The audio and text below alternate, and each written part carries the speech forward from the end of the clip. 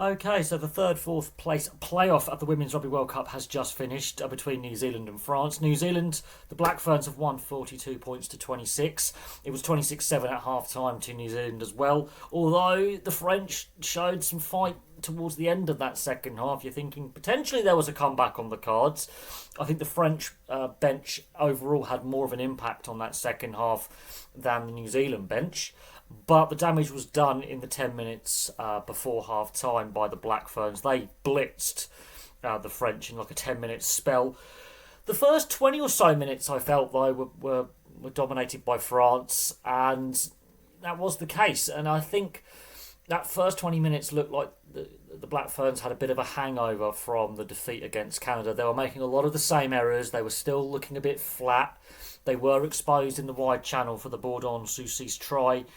And you're thinking, okay, there's still issues at play with how they're playing, their structures.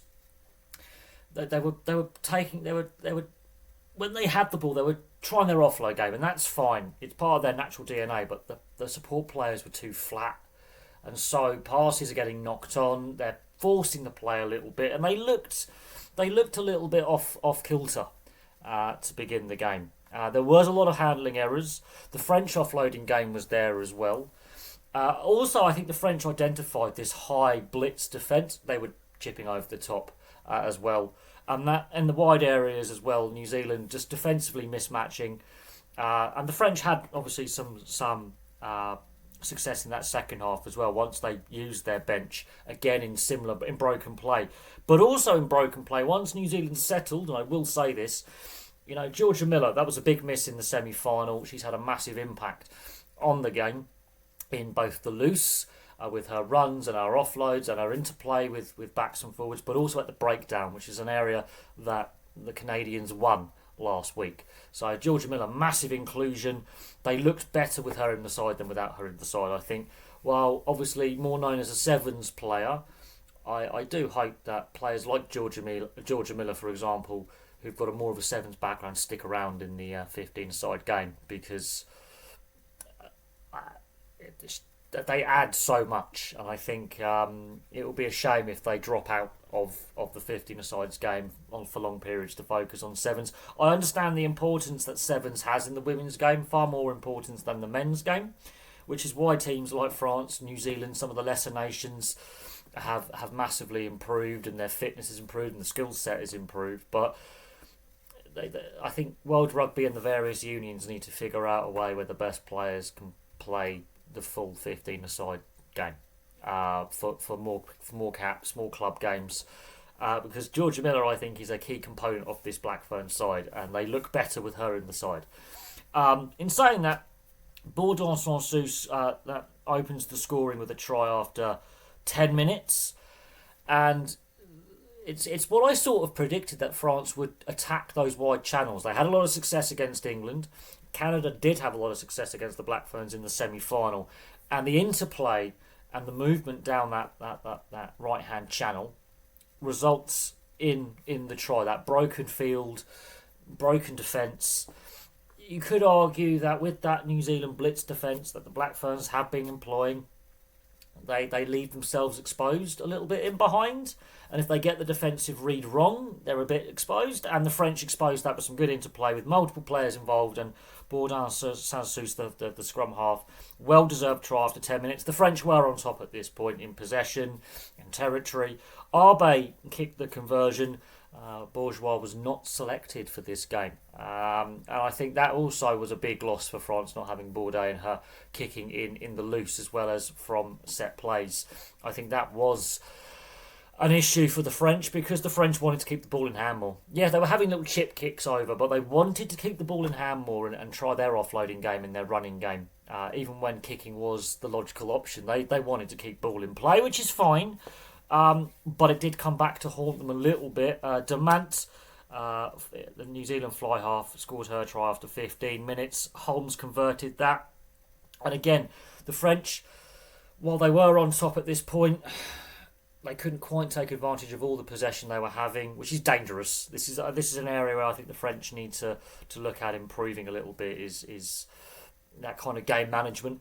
they were willing to keep the ball in play and throw it around. So were New Zealand, to be fair, which made it a very entertaining game, especially as the game wore on. Both sides were willing to throw it around, keep the pace of the game quite quick.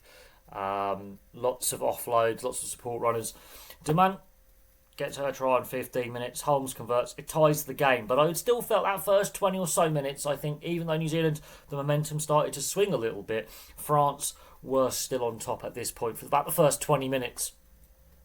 And then, while New Zealand weren't fully fluid, there was still a lot of handling errors, forcing the offload a little bit. They still hadn't fully settled. They were starting to work their way and control the game. The French penalty count has done them in the first half. Their discipline let them down really, really badly. And then you have, the 3 tries in 7 minutes at the end of the first half. That wins the game for the Black Ferns. Let's not kid ourselves. This is where the game is won and lost. This 7-minute spell where New Zealand turned the screw, and finally they settle into the game. And those little offloads and those forced plays that were not coming off in that first 20 minutes, suddenly everything they touch is coming off. It is a confidence thing. Now, they had built the territory, they had built the pressure, they had turned the squeeze. Now you've earned the right to go wide. This is what I've been saying. They were forcing the play early on when they were on the back foot with not a lot of possession. Now they have the possession, the territory, and they can put pressure on that French defence. Now you can play. Brunt gets a try in 33 minutes. Holmes gets her try on 37 minutes. And Bayfield, the only forward to score for New Zealand today, scores on 40 minutes. Now Holmes would convert 3 out of the 4 tries in the first half, and there were some missed kicks today from Holmes. Some of them were in difficult positions, but there were some missed kicks by Holmes today, which, wasn't crucial in this game. And I've always said this in closer games, goal kicking could have proved crucial. I did say in the preview that I felt goal kicking could potentially prove crucial if it was a tight game. But the game has blown out a little bit. The Black Ferns have ripped the game to pieces with the pace of that speed of breakdown, the speed of distribution. Their set plays, their running, the line out, the rolling maul. The one area where I was surprised where the French actually looked like they had dominance was scrum time. That's the area where I thought France would be the weakest. They actually stood up and performed in the scrum. So the Black Ferns didn't quite get that advantage at scrum time. And so it's 26-7 at half time. It did take a while for the Black Ferns to work their way into the game. That first 10-15 minutes, even when they equalised, I felt there was still some lingering issues from the Canada defeat, and some of the issues that they got away with when they were winning in the pool stages and the quarter final, where just handling errors, forcing the play, defensive blitz getting read by the French in regards to when the French had the ball. There was still areas where I think there needs to be improvement by the Black Ferns. That's what's scary. That they are such a consistent side. They're such a such a talented, one of the deepest squads, most talented squads. But there's still issues, I think, with the Black Ferns in regards to just getting the basics right at the right time. Once they settled into the game, yes, the confidence, you could see it. They were playing confident. They were playing with no pressure. Obviously, there's not pressure of a World Cup final. There's 3rd, 4th place. The pressure's off. They're playing with a bit more relaxation. I think the pressure got to them through in that semi-final, and the expectation, and they were a bit more free flowing. And the French discipline did let them down. This is where I felt discipline was going to be key. The French discipline evaporated towards the end of that first half. Now the second half, it does take a while for the Black Ferns to get their next try. Sorensen McGee, I mean, that is a brilliant individual finish. Yes, the build-up play is there and there's multiple phases, but she has a lot of work to do when she receives that ball to then... her running line and her running style is very, very interesting. The head position where she's literally... You can see her scanning when she gets the ball, and then it's all about her body position when she runs makes her a very elusive ball runner to tackle. And it's a great try, and she does... I mean, look, there's 4 or 5 defenders around her that are taken out of play by the angles she runs and the balance that she has. I think this is where she's going to have a very, very good career going forward as in the 15-a-side game for the next 10, 15, 20 years. She's only 18, and that is what is scary. So when someone who is so young, they don't have any fear, but is so confident in their ability, is only going to get better. That's what's generally terrifying. That was on 47 minutes. It was a difficult conversion attempt by Holmes. It didn't stick. But then Holmes decides to slot a penalty on 55 minutes. Just keep that scoreboard pressure ticking over. Make sure that they build the lead. Now the French no try. It's mistakes like this by the Black Ferns. While it's a no try for France, it is a technical infringement off feet. You can't be off feet behind the goal line, but De Gea actually engages with the ball and picks up the ball before the goal line when she's off feet. So that was on 57 minutes, just after Holmes has slotted her first penalty.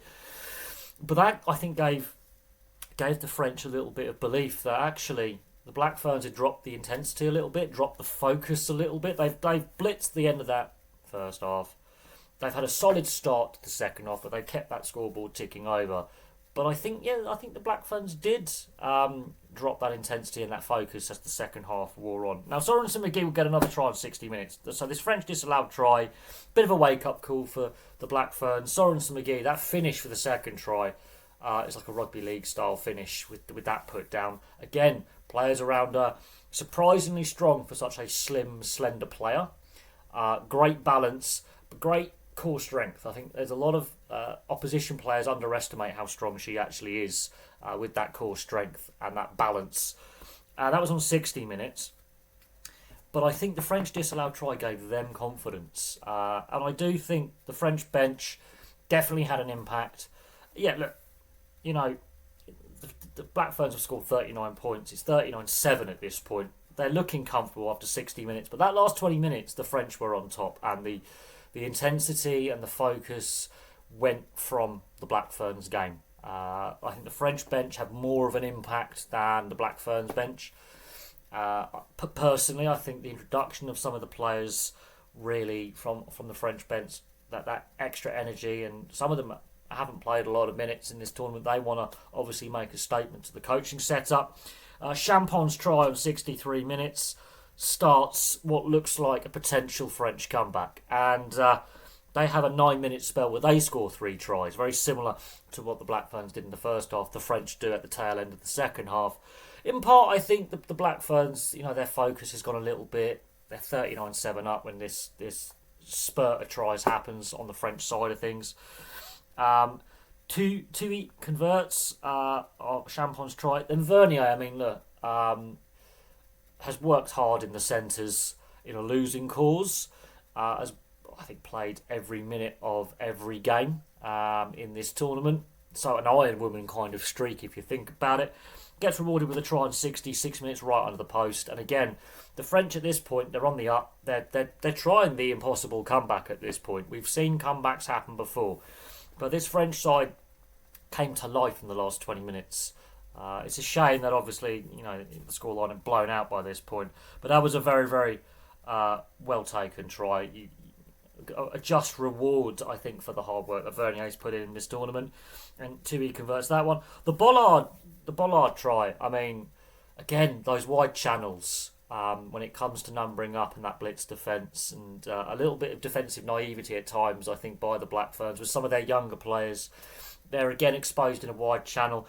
How Bollard has managed to put the ball down between her legs. It looked like she'd been held up. She's managed to put it down in between her legs. Very difficult put down. That was on 72 minutes.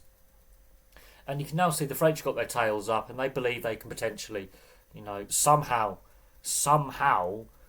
overturn this deficit that they were facing. Now the conversions missed kick. So it meant 2 converted tries would have won it for the French. But they had left their comeback a little bit too late. Maybe if they injected the bench maybe a little bit earlier, we could have seen a momentum swing. But Holmes slots the penalty right at the death to kill off any hopes of a last-minute French comeback. A very end-to-end game. I think both sides wanted to keep the ball in play as much as possible, throw the ball around, entertain. I think the pressure was off. Both sides, considering they got knocked out at the semi-final stage. I do think I do think, even though they've won the Black Ferns, there's still a few issues there.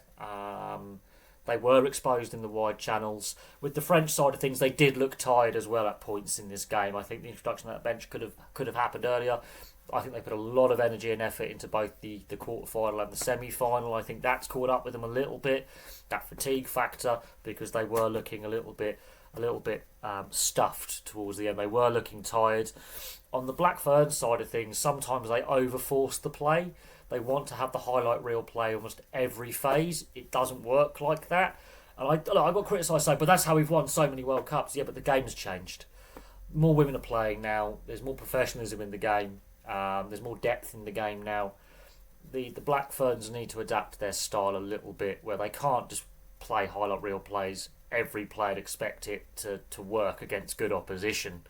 I think the French gave them a fair test in that second half. I think the French, in that first 10-15 minutes of the first half as well, it was that middle period of the game where the French lost their discipline and they did look tired. I have to admit, they did look tired. I think they put a lot of energy into this tournament.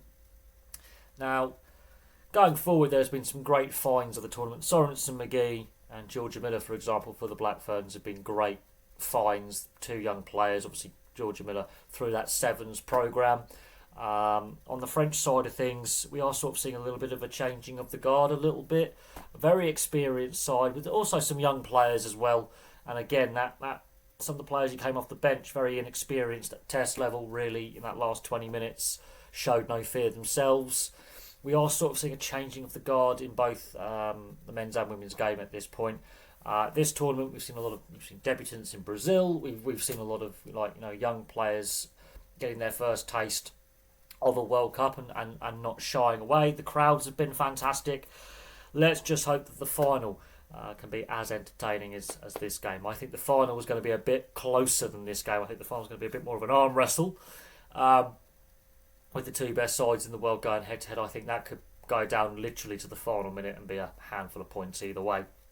But fun segue to go into the final, really entertaining. Both sides willing to throw it around a bit, keep the ball in play at a high pace.